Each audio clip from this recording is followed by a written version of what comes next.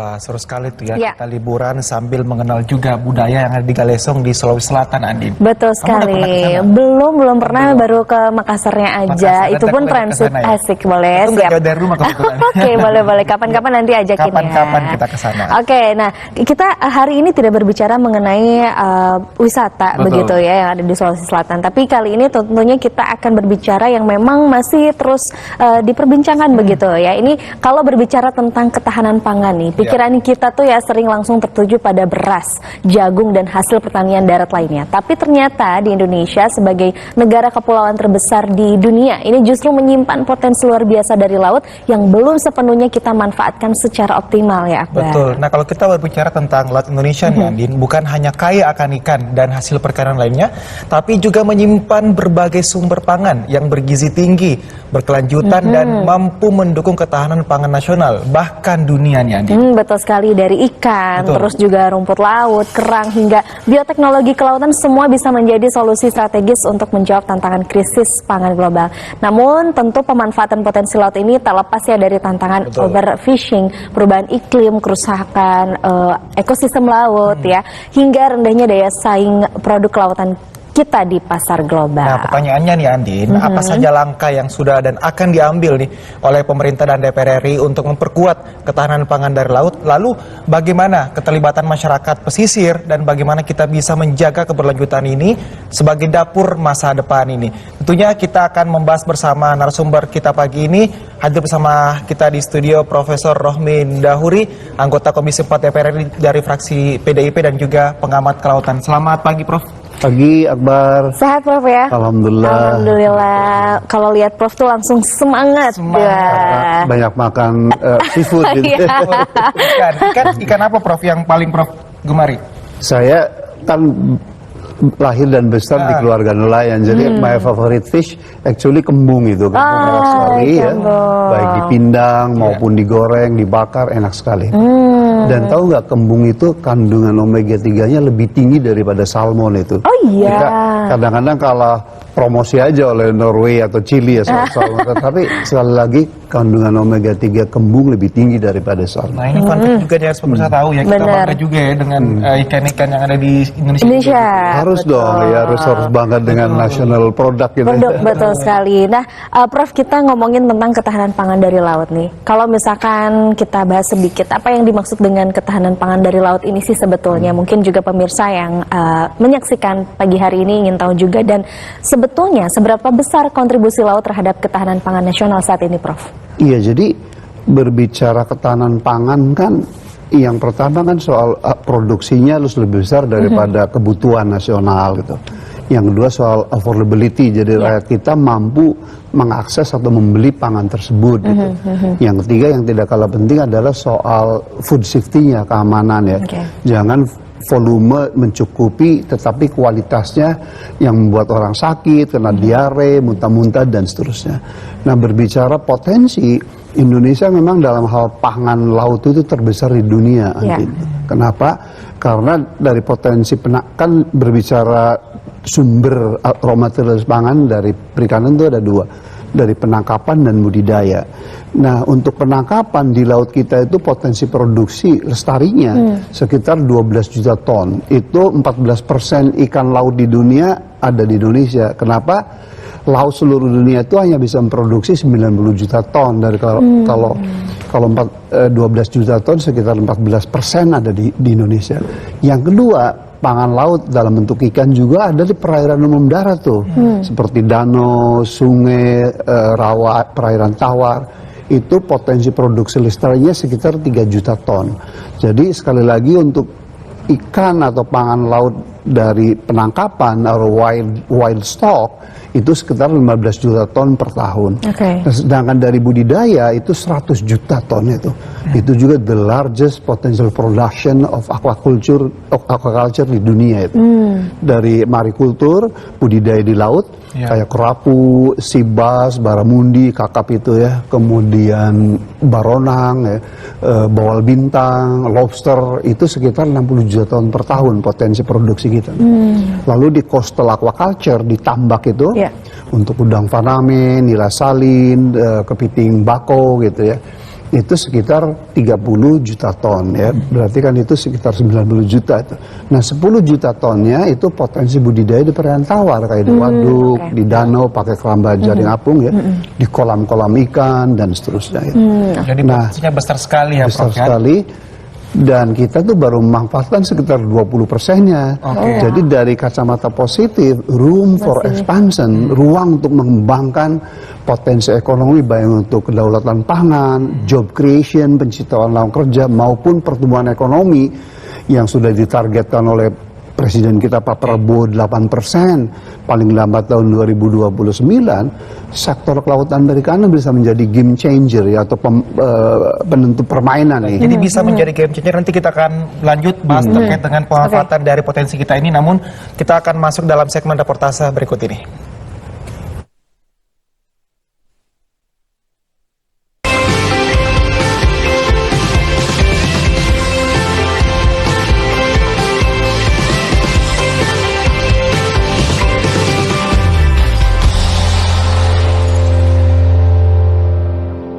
Yang pertama kita akan menuju ke Nusa Tenggara Timur. Kita sudah terhubung dengan Diki Ballo langsung dari kota Kupang, NTT. Selamat pagi Diki. Ya Diki, seperti apa upaya yang dilakukan nih kelompok nelayan dalam menjaga sumber daya laut dalam rangka menjaga keberlanjutan dan ketahanan pangan dari laut? Silakan dengan informasinya Diki. Iya, Akbar, Andi, dan juga saudara, kita bersepakat bahwa memang yang disampaikan oleh Prof tadi bahwa laut merupakan salah satu penghasil terbesar ketahanan pangan untuk kebutuhan gizi dan juga kebutuhan ekonomi bagi masyarakat yang ada di Nusa Tenggara Timur. Dapat kami informasikan langsung dari Nusa Tenggara Timur bahwa memang dalam 5 tahun terakhir ini hasil tangkapan para nelayan di Teluk Kupang ini terus mengalami penurunan. Dan memang hal ini disebabkan karena memang beberapa waktu yang lalu Kota Kupang dilanda badai seroja dan juga beberapa hal yang rusak, kemudian juga hal-hal yang perlu diperbaiki kembali, sehingga memang komunitas nelayan di Teluk Kupang ini terus melakukan berbagai cara. Salah satunya adalah dengan membuat rumah ikan yang tentunya ini bermanfaat bagi para nelayan yang ada di Teluk Kupang. Dan saudara, Ketua Kup Angsa Laut Oesapa, Bapak Muhammad Mansur Dokeng, mengatakan bahwa dirinya bersama teman-teman nelayan ini yang dulunya biasanya ini menangkap ikan begitu yang berjarak 5 sampai dengan 7 mil, namun memang karena menurunnya hasil tangkapan ini mereka terpaksa harus melakukan wilayah tangkapan itu sejauh 34 mil untuk mendapatkan hasil tangkapan, dan tentunya ini juga berdampak pada pengeluaran yang dikeluarkan. Namun memang hasil tangkapannya ini cukup rendah seperti itu, dan memang hal ini tidak membuat mereka pantang menyerah begitu, dan mereka melakukan berbagai cara. Salah satunya yang sudah saya sebutkan tadi adalah dengan membuat rumah ikan. Nah saudara, untuk mengetahui bagaimana apa saja langkah-langkah dan upaya yang dilakukan oleh teman-teman di komunitas nelayan di Teluk Kupang ini, saat ini saya sudah bersama dengan Bapak Muhammad Mansur Dokeng. Selamat pagi Bapak. Pagi, selamat pagi. Ya, Bapak mungkin bisa dijelaskan terkait dengan yang saya sampaikan tadi bahwa kan hasil tangkapan nelayan 5 tahun terakhir ini menurun begitu. Kira-kira yang dilakukan oleh para komunitas nelayan Bapak sebagai ketua di tempat ini seperti apa Pak? Oke, baik. Ya, saat ini tantangan terbesar bagi kami untuk nelayan ya, khususnya kaum angsa laut. Tantangan terbesar bagi kami saat ini adalah perubahan iklim. Nah, dengan lajunya perubahan iklim ini, kami tahu bahwa sumber daya laut itu sangat terancam, ya. Maka butuh pemikiran-pemikiran yang menghasilkan ide-ide baik agar terwujud praktek-praktek baik bagi kami. Nah, sejauh ini dampak dari perubahan iklim ini kami sangat merasakan, yang mana berkurangnya masa tangkap, menurunnya hasil tangkapan, maraknya cuaca ekstrim, dan lain sebagainya. Ya, akhirnya saya dan teman-teman nelayan punya ide. Nah, bagaimana kami terus bisa bertahan hidup ya. Upaya adaptasi kami lakukan, yaitu salah satu pembuatan rumah ikan.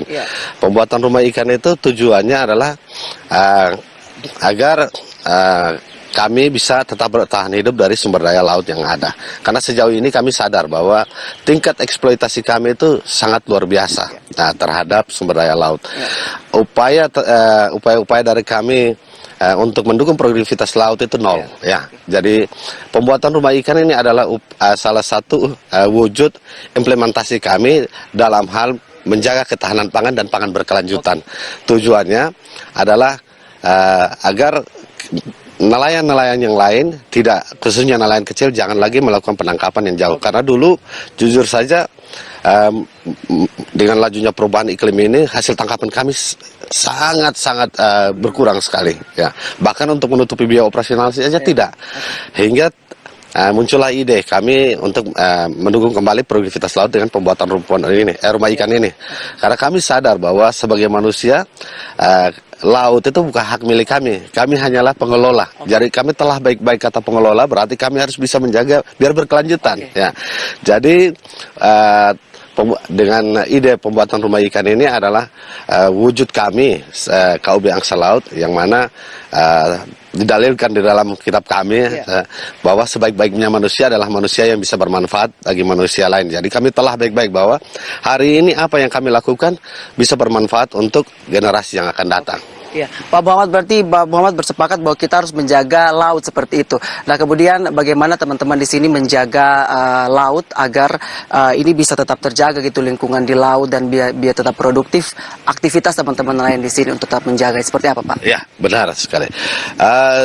Untuk menjaga laut itu butuh gotong royong ya, dan kesadaran dari kita semua nelayan. Karena laut ini salah satu sumber penghidupan untuk kehidupan kita, bahkan sumber ekonomi untuk tumpuan ekonomi Republik kita ini. Ya.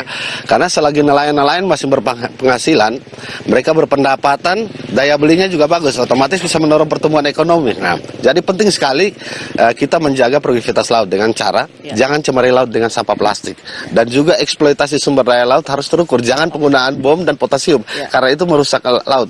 Karena alam ini tanpa kita akan baik-baik saja. Nah, indikator terbesar dari kerusakan alam itu kita. Jadi mari kita menjaga keseimbangan biar anak cucu kita bisa menikmati. Karena satu lagi, untuk menuju Indonesia Emas 2045 itu harus didukung oleh sumber daya alam yang bagus. Maka SDM-nya kita juga harus baik. Ya. Dan terakhir Pak, pesan buat masyarakat dan juga buat para nelayan yang akan terus melaut seperti itu. Silakan Pak. Ya. Pesan saya kepada teman-teman nelayan semua, laut itu sumber kehidupan untuk penghidupan manusia. Marilah kita terus mendukung produktivitas laut untuk masa depan anak cucu kita, karena sebaik-baiknya manusia adalah manusia yang bermanfaat bagi manusia lain. Marilah jaga laut biar berkelanjutan. Baik, terima kasih Bapak. Ya, terima kasih untuk waktunya. Iya, Andin, Akbar, dan juga pemirsa, demikian yang dapat kami laporkan dari Nusa Tenggara Timur. Kita kembali ke Anda di Jakarta. Ya, Diki dari Kupang, Nusa Tenggara Timur, terima kasih. Selamat bertugas kembali. Oke, Prof, kita lanjutkan lagi perbincangan kita. Sebetulnya kondisi sektor kelautan dan perikanan di Indonesia saat ini dalam mendukung ketersediaan pangan itu seperti apa sih, Prof? Pertama, fakta empiris dari data Litbang Kementerian Kesehatan bahwa 55% konsumsi protein hewani itu berasal dari ikan nanti. Hanya 40% berasal dari daging sapi, telur, dan ayam, dan susu gitu. Jadi in terms of contribution gitu, kita udah jago ya. Kemudian dalam hal volume produksi pun kita terus meningkat. Andin, sekarang tahun 2024 produksi perikanan Indonesia itu mencapai 25 juta ton. Itu menempatkan Indonesia sebagai produsen perikanan terbesar kedua di dunia setelah Cina. Cuman yang membuat harus kita ngejar, Cina itu udah memproduksi 80 juta ton. Jadi kita juara kedua 25 juta ton. Padahal potensi produksi perikanan Indonesia itu lebih besar dari Cina gitu. Bahkan bisa lebih dari 80 juta. Persis. Nah, jadi kan ini must be something wrong, ada sesuatu yang salah ya dengan policy maupun implementasinya gitu. Nah, jadi kedepannya kita harus meningkatkan produktivitas produksi ya perikanan, baik dari laut, dari perairan pesisir kayak tambak itu, kemudian perairan tawar. Tetapi caranya jangan hanya melalui penangkapan, justru yang harus di boosting, dikembangkan adalah budidaya atau aquaculture gitu. Jadi seperti saya bilang tadi, potensi produksi perikanan budidaya itu 100 juta ton. Kalau dari wild stock ya atau stok ikan liar itu atau penangkapan hanya 15 juta ton gitu.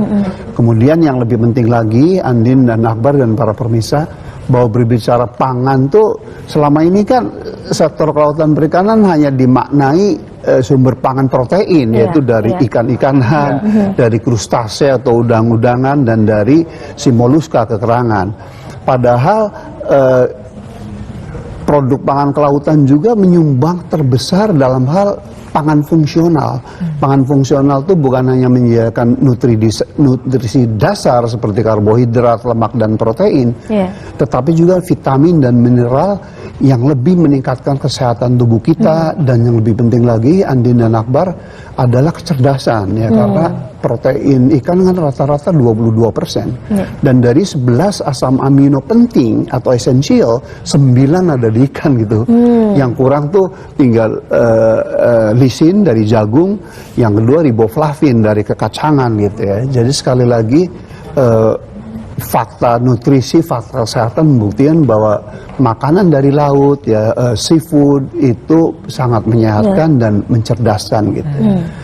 Itu pangan fungsional. Dan ketiga terakhir nih, saya 10 tahun lalu diundang ke Qingdao Ocean Institute, sekitar 2 jam terbang dari Beijing ke arah utara. Wow, itu benar-benar sangat mencerahkan. Kenapa?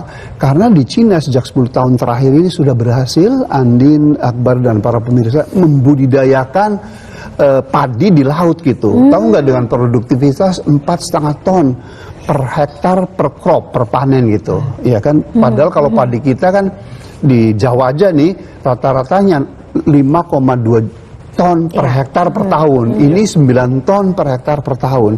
Dan informasi yang menarik nih, waktu saya mendampingi Ibu Megawati berjumpa langsung dengan Presiden Xi Jinping, Ibu Megawati itu bertanya, kenapa pemerintah Cina begitu serius dan agresif menangani laut? Jawabannya gini, Andin, Madam Presiden, kita orang Cina ini penduduknya 1,4 miliar. Jadi kalau produksi pangannya hanya mengandalkan pada lahan pertanian di darat, it's impossible gitu. Makanya sangat ini Pak, sangat serius ya.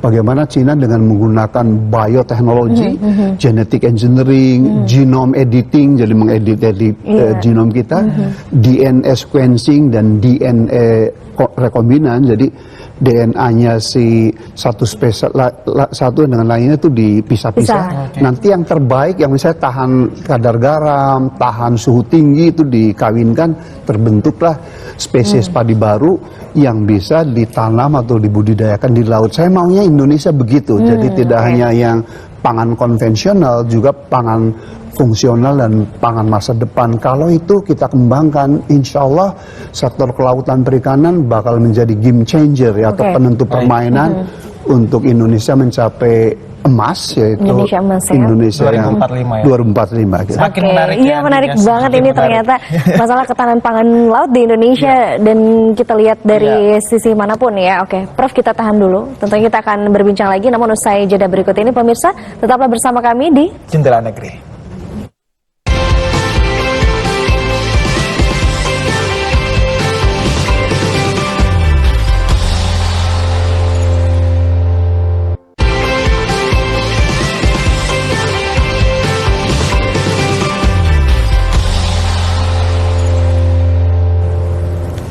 Terima kasih Anda masih bersama kami di Jendela Negeri dan masih membahas terkait dengan bagaimana ketahanan pangan ini di kelautan ya, Andin ya. Betul, nanti kita akan berbincang lagi bersama Prof. Riman, tapi kita ke Aceh dulu nih untuk lihat Aceh juga saat ini terus memperkuat ketahanan pangan melalui sektor pengembangan sektor budidaya kelautan. Nah, di mana peningkatan mutu dan daya produksi di sektor kelautan merupakan fokus utama pemerintah dalam memaksimalkan nih potensi sumber daya laut yang melimpah. Nah, untuk mengetahui informasi selengkapnya kita sudah terhubung bersama reporter TVRI Teguh Aidil langsung dari Aceh. Selamat pagi, Aidil. Ya, selamat pagi Andin dan Akbar. Baik, Aidil, silakan informasi selengkapnya. Ya, terima kasih Andin dan juga Akbar, dan selamat pagi Prof dan juga saudara. Sebagaimana yang sudah dibahas oleh Prof tadi, bahwasanya kita sepakat daulat pangan tidak hanya bersumber dari darat, namun juga laut kita memiliki potensi yang luar biasa. Apalagi di tengah ancaman krisis pangan global saat ini, sektor kelautan dan perikanan menjadi salah satu tumpuan penting untuk tentunya menjaga ketahanan pangan dan juga kedaulatan pangan nasional. Nah, pemirsa, Aceh sebagai salah satu daerah di Indonesia dengan potensi sumber daya laut yang begitu melimpah, ini tentunya memiliki peluang besar dalam menjawab tantangan ini melalui budidaya kelautan yang baik dan juga berkelanjutan serta memiliki nilai tambah. Jika kita lihat secara geografis, memang wilayah di Aceh ada sebanyak 18 kabupaten kota dari 23 kabupaten kota di Aceh. Ini berbatasan langsung dengan laut sehingga produktivitas masyarakat sangat berkaitan erat dengan aktivitas bahari atau aktivitas kelautan. Namun, tentunya pemirsa upaya menjadikan sektor kelautan dan perikanan sebagai pilar untuk kedaulatan dan juga ketahanan pangan nasional ini tidak akan berjalan dengan mulus begitu saja. Ada banyak tantangan yang dihadapi. Seperti di Aceh saat ini memang masih menghadapi minimnya infrastruktur penunjang bagi para nelayan hingga akses pasar yang belum optimal. Namun berdasarkan informasi dari Kepala Dinas Kelautan dan Perikanan Aceh, Aliman mengatakan di tahun 2024 yang lalu produksi di sektor perikanan di Aceh mencapai 367.000 ton, di mana angka ini angka yang terus meningkat dari tahun-tahun sebelumnya, dan juga pemerintah terus menggenjot untuk angka produksi di sektor perikanan, namun juga berfokus pada peningkatan mutu dan kualitas dari hasil tangkapan nelayan dan juga budidaya. Hal ini tentunya untuk memberikan nilai tambah dan juga berdaya saing tinggi, baik itu di tingkat lokal maupun juga diekspor ke luar daerah. Untuk sejenak kita dengarkan pernyataan langsung dari pernyataan selengkapnya dari Kepala Dinas Kelautan dan Perikanan Aceh, Aliman, berikut ini. Di Aceh, ini kan sektor kelautan dan perikanan ini merupakan salah satu sektor penting sebenarnya di Aceh. Kenapa penting? Karena sebagaimana kita ketahui bahwa sektor kelautan dan perikanan Aceh ini banyak sekali penduduk Aceh yang terlibat di dalamnya. Nah, sebagaimana juga kita ketahui, dari 23 kabupaten kota, 18 kabupaten kota itu berbatasan langsung dengan laut. Nah, jadi sebagian masyarakat pesisir kita ini juga terlibat langsung dalam aktivitas sektor kelautan dan perikanan. Itu Andin, Akbar, dan juga saudara, jika kita menyusuri lebih dalam pada aktivitas di sektor perikanan dan kelautan seperti di sejumlah TPI yang ada di Aceh, salah satunya di TPI Lampulo, Banda Aceh, memang aktivitas bongkar muat ikan menjadi denyut kehidupan di pesisir Aceh.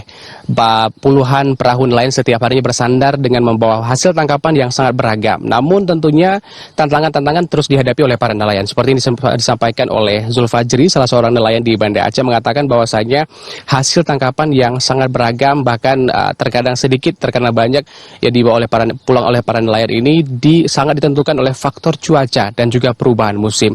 Dan berikut kita simak kembali pernyataan dari Zulfajri, salah satu nelayan di Banda Aceh, berikut ini. Stabil bang, kadang-kadang ada, kadang-kadang enggak. Karena tiap hari ada pulang kapal, hari ini biasanya banyak ikan, besok udah enggak kurang. Nah, lusanya belum tentu. TPI Banda Aceh kan, TPI terbesar di Aceh ini. Banyak ada yang catering, ada yang untuk sekolahan, ada yang untuk rumah. Pembeli meningkat, karena kan kebutuhan setelah lebaran haji banyak yang pesta, ataupun catering juga banyak. Yang sering beli sama orang ikan tongkol, ikan tuna. Itu emang kebutuhan sehari-hari. Tuna, tongkol sama denci. Tuna 30.000 per kilo. Kalau tongkol 25. Ya, dalam memaksimalkan potensi laut Aceh yang melimpah ini tentunya butuh kolaborasi yang epik antara baik itu pemerintah dan juga nelayan serta elemen masyarakat sekitar. Tentunya dengan dukungan dari pemerintah seperti infrastruktur penunjang bagi nelayan dan juga berbagai pelatihan bimbingan, strategi mitigasi cuaca, dan juga adanya seperti cold storage di Aceh ini sangat perlu karena memang untuk menjaga kualitas dan mutu dari hasil tangkapan nelayan hingga adanya unit pengolahan ikan untuk menghasilkan produk-produk berkelanjutan, sehingga nantinya dengan pengelolaan yang tepat dan baik dan juga berkelanjutan, kita yakin dan percaya bahwasanya segala potensi sumber daya laut ini tidak hanya bisa kita nikmati hari ini, namun bisa kita wariskan kepada generasi sebagai sumber pangan dan juga sumber ekonomi yang berkelanjutan untuk Indonesia yang lebih baik ke depan. Demikian dari Aceh, kita kembali ke studio. Baik, Teguh Aidil, terima kasih atas informasi Anda. Selamat bertugas kembali dan salam untuk teman-teman di sana. Ya, kita ke Prof lagi. Prof, tadi di-mention tadi di Aceh bahwasanya yang dibutuhkan salah satunya adalah cold storage, Prof. Ini tidak menutup kemungkinan juga di daerah ini membutuhkan nih. Lalu dari DPR sendiri apa aja kebijakan yang telah diambil Prof untuk kemudian solve masalah-masalah ataupun bahkan kebutuhan yang dibutuhkan oleh masing-masing daerah, Prof? Iya, kalau kami dari DPR ya ingin pelabuhan perikanan itu bukan hanya sebagai tambat labuh kapal ikan, tetapi juga berfungsi sebagai kawasan industri perikanan terpadu. Iya. Yang saya maksud adalah di pelabuhan perikanan itu harusnya ada industri hulunya tuh, jadi sarana produksi seperti jaring, alat tangkap lainnya, mesin kapal, kemudian beras dan perbakalan melaut. Harusnya sang nelayan nggak perlu jauh-jauh beli di toko di luar pelabuhan perikanan.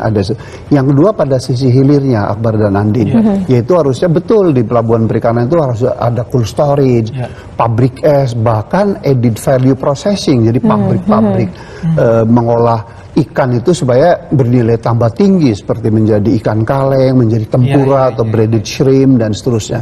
Untuk apa? Untuk supaya memastikan nelayan berapapun kapanpun mendaratkan ikan itu harganya tidak jatuh. Kalau sekarang kan nelayan sampai sekarang masih kayak lagunya Christina tuh, jatuh banget. Jadi kalau lagi nggak musim ikan harganya tinggi, begitu panen raya lagi peak season itu jatuh. Why? Karena di pelabuhan perikanannya itu nggak ada buyer itu. Jadi itulah kami DPR RI mendorong supaya kalau perlu setiap pelabuhan perikanan itu sekali lagi bukan hanya sebagai tambat labuh kapal ikan, tetapi sebagai kawasan industri terpadu di mana sarana produksi tersedia, yang kedua industri pengolahan ada, iya kan, kemudian ada buyer, dan yang berikutnya adalah bahwa ikan dari pelabuhan perikanan manapun ditransportasikan sampai ke konsumen terakhir atau pelabuhan harus tetap dalam rantai dingin tuh. Jadi kalau Akbar dan Andi lihat itu truk-truk yang thermoking yang ada kulkas harusnya begitu tuh. Karena ikan para pemirsa itu terkenal dengan produk yang sangat mudah busuk, highly perishable gitu. Jadi kalau nggak disegarkan, nggak di es atau dikulkaskan gitu ya, sampai di tangan konsumen atau pasar udah pada kualitasnya udah turun dan busuk gitu. Maka yang namanya food loss di Indonesia itu terbesar kedua di dunia, Andin. Jadi mulai dari penangkapan ikan sampai ke meja makan tuh hilang sekitar 15-20% tuh. Karena tadi ya kurang. Coba tadi kita lihat, mohon maaf ya, itu tadi kepala dinas sebetulnya mahasiswa saya dulu Pak. Itu Lampulo tuh salah satu pelabuhan perikanan samudera yang 7 tadi atau pelabuhan perikanan internasional. Tapi kalau kita lihat lantai lelangnya itu mohon maaf masih kotor. Tadi diungkapkan oleh nelayan jumlah cold storage pun masih sangat terbatas dan seterusnya. Jadi saya himbau pemerintah ya, terutama Menteri Keuangan dan Menteri Kelautan Perikanan harus menyempurnakan pelabuhan perikanan kita itu menjadi world class fishing port ya, pelabuhan perikanan berkelas dunia yang tadi saya katakan harus ada kawasan industri terpadunya di situ. Sekali lagi harusnya ikan ini karena produk yang sangat bergizi dan penting ya, dari mulai di laut ditangkap ya sampai ke pendaratan pelabuhan perikanan harus tetap dalam keadaan dingin ya. Demikian juga sampai ke konsumen. Nah, sumber kedua Andin dan Akbar, sebenarnya yang kita perlu boosting itu adalah perikanan budidaya ini. Produksi perikanan budidaya baru 15 juta ton, itu pun 10 juta ton dari rumput laut gitu. Jadi dari ikan, kemudian udang, moluska, kekerangan itu masih sekitar 5 juta ton saja. Sebagai gambaran nih, Ekuador itu para pemirsa garis pantainya hanya 2.300 km, kita 108.000 km. Tapi produksi udang budidayanya di sana 1,2 juta ton. Jadi Ekuador menjadi produsen budidaya udang faname terbesar di dunia. Kita hanya di ranking 4. Nah, jadi kan itu harusnya menjadi wake up call ya, untuk cambuk ya penggugah kita. Masa garis pantainya hanya 1/50 dari kita? Iya kan? Kok bisa produsen terbesar sebesar. Nah, itu. Tapi Prof, ini yang penasaran juga, tapi sejauh mana sih teknologi perikanan dan kelautan saat ini telah dimanfaatkan untuk mendukung produktivitas pangan di Indonesia khususnya, Prof? Jujur ya, udah ada tapi sangat terbelakang. Contohnya di tambak udang nih, kita kan menurut data pemerintah punya tambak udang tuh 400.000 hektar. Yang tergolong modern tuh hanya 15% itu, selebihnya itu yang tradisional ya, mengandalkan benur dari alam, tidak memberikan input pakan gitu, sehingga produktivitas tambak tradisional itu rata-ratanya 800 kilogram per hektar per tahun. Kalau dengan modern itu kan bisa rata-rata sekitar 60 ton per hektar per tahun gitu. Yeah. Demikian juga di bidang perikanan tangkap, dari sekitar 800.000 kapal ikan yang kita miliki, yang tergolong kapal modern yaitu 30 gross ton ke atas tuh hanya 3.600 atau 0,05% gitu. Nah, saya duga sedikitnya nelayan modern kita itu juga menjadi salah satu sebab pencurian ikan oleh nelayan asing model di Natuna, ya kan, di Laut Banda sana, Arafura, zona ekonomi eksklusif, karena sedikit sekali atau mungkin nggak ada nelayan kita tuh beroperasi di sana. Jadi jurusnya memang harus pemerintah memperbanyak nelayan-nelayan modern ya, dengan kapal ikan yang lebih canggih, lebih besar ya.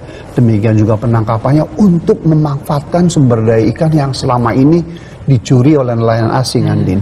Yang kedua, bangunlah industri perikanan di wilayah-wilayah terluar, model di Natuna, ya kan, di Morotai sana, ya kan, di Nunukan, supaya ikan kita jangan dicurin terus oleh Malaysia, dilarikan ke Tawau.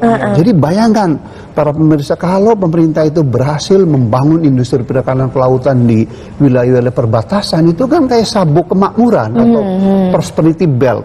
Kalau wilayah-wilayah terluar perbatasan kita tuh makmur dengan industri kelautan perikanan, pariwisata bahari ya, manufacturing, jasa maritim gitu, itu gemerlapan kan, kaya raya kan di perbatasan kita. Kalau itu semacam prosperity belt, saya yakin otomatis akan menjadi security belt, sabuk pengaman. Sekarang kenapa banyak illegal imigran, banyak illegal fishing, illegal trading? Karena wilayah perbatasan kita miskin dan terbelakang, Andin, Akbar dan para pemirsa. Jadi sekali lagi, mari kita bangun ya kelautan perikanan, terutama di wilayah-wilayah terdepan, terluar dan luar Jawa. Ngeri, Andin. Jawa kan luasnya 5,5% dari Indonesia, kontribusi ekonomi hampir 60%. Sumatera yang wilayahnya 10%, 15%, iya kan? 25. Jadi 20 yang luasnya 15%, kontribusi ekonomi 85%. 85% wilayah lainnya seperti Papua, Maluku, kampungnya Akbar nih di Sulawesi, NTB, NTT, Kalimantan hanya 15%. Jadi disparitas pembangunan antar wilayah juga menjadi masalah kronis bangsa. Solusinya di sektor kelautan perikanan, Pak. Jadi berbicara kelautan perikanan pun sekali lagi bukan hanya perikanan tangkap, perikanan budidaya, tapi industri pengolahan, industri bioteknologi kelautan, pariwisata bahari ya, SDM dari kelautan. By the way, 70% produksi minyak dan gas kita itu dari laut, bukan dari darat gitu. Tapi tadi support budgetnya, Andin mungkin kaget deh bahwa sektor kelautan perikanan itu dapat alokasi kredit hanya 0,3% itu. Terbawah kedua dari 20 sektor ekonomi yang ada di Indonesia. Kemudian APBN Kementerian Kelautan Perikanan kecil sekali, hanya 6,4 triliun. Kementerian Pertaniannya sekarangnya 29,2 triliun. Mohon maaf, waktu saya jadi menteri, budget APBN kelautan itu sudah 4 triliun, pertaniannya hanya 8 triliun. Jadi kan pertanian waktu zaman Gus Dur Bu Mega kan hanya 2 kali lipat dari kelautan. Sekarang 5 kali lipat dari kelautan. Saya jangan menafsirkan salah seolah-olah saya tidak mendukung pertanian. Tidak, ini soal komparasi saja. Karena 75% wilayah kita kan laut begitu. Oke. Prof, terakhir nih Prof, apa yang menurut Prof paling urgent untuk kita lakukan gitu ya dengan kondisi yang ada saat ini, dan juga apa harapan Prof untuk terkait dengan ketahanan pangan di bidang kelautan ini, Prof? 2 saja. Pertama adalah pemerintah bersama pengusaha dan masyarakat bekerja bahu-membahu secara cerdas ya, untuk menumbuh kembangkan kisah sukses atau role model ya di bisnis perikanan kelautan, yaitu budidaya rumput laut, budidaya lobster, penangkapan yang modern dan terintegrasi secara ramah lingkungan, supaya model-model bisnis di seluruh Nusantara ini benar-benar menguntungkan, Andin, benar-benar mensejahterakan pelakunya. Sekarang orang bertanya, kenapa anak muda tuh nggak mau jadi nelayan, terjun di sekolah? Karena memang umumnya miskin gambaran nelayan tuh. Jadi sekali lagi kami dukung pemerintah bersama industriawan yang untuk menumbuh kembangkan usaha-usaha atau bisnis di sektor kelautan perikanan tuh yang menguntungkan, yang inklusif dan ramah lingkungan. Yang kedua, policy pemerintahnya harus benar-benar mengatasi masalah struktural. Jangan hanya bagi-bagi alat tangkap gini, tapi masalah struktural itu apa? Kemiskinan nelayan, overfishing di satu wilayah perairan, tapi underfishing di yang lainnya. Kemudian tadi rantai pasok perikanan pun, saya baru 2 minggu lalu Akbar Andin itu diundang sebagai keynote speaker di forum dunia mengenai cold chain system, sistem rantai dingin di sektor perikanan, pertanian, dan kesehatan. Tahu nggak, dari 15 juta ton ikan yang harusnya di dalam rantai dingin, kita hanya mampu 1 juta ton gitu.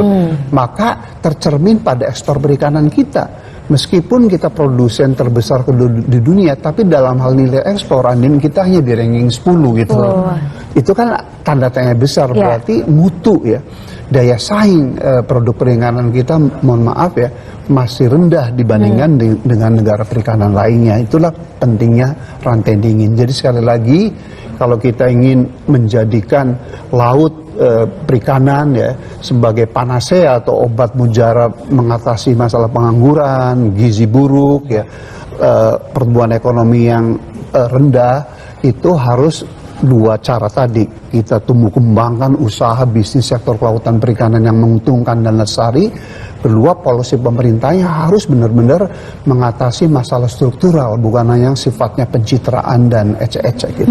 Wow, itu tadi semoga ada role model ya untuk anak-anak muda yang ini ketahanan pangan dari laut ini sangat banyak potensinya ya, apalagi tadi semoga capaian-capaian dan harapan yang Prof katakan juga bisa terlaksana dengan baik ya Prof. Amin. Kita juga mau bilang Prof ini bukunya terima kasih banyak. Kita makasih banyak. Tunjukin ini, kita terima kasih banyak. Wow. Ini buku saya yang 19 tentang bagaimana membangun sektor pesisir dan lautan secara menguntungkan dan lestari. Cuman mohon maaf dalam bahasa Inggris nih, tapi bisa diterjemahkan. Sekalian belajar ya. Oke, Prof Rohmin Dauri, sekali lagi terima kasih banyak Prof sudah hadir dan menyempatkan waktunya di kami Jendela Negeri. Tentunya sehat selalu, semoga kita bisa ngobrol-ngobrol lagi ya, karena kayaknya semakin seru tapi waktunya semakin banyak yang kita terima. Prof, terima kasih banyak. Dengan senang hati saya menunggu undangan berikutnya dari TVRI demi pencerahan dan kemajuan bangsa. Baik, sehat selalu Prof, terima kasih. Makasih ya. Baik pemirsa, tentunya informasi lainnya akan kami hadirkan usai jeda berikut ini. Tetaplah bersama kami di Jendela Negeri.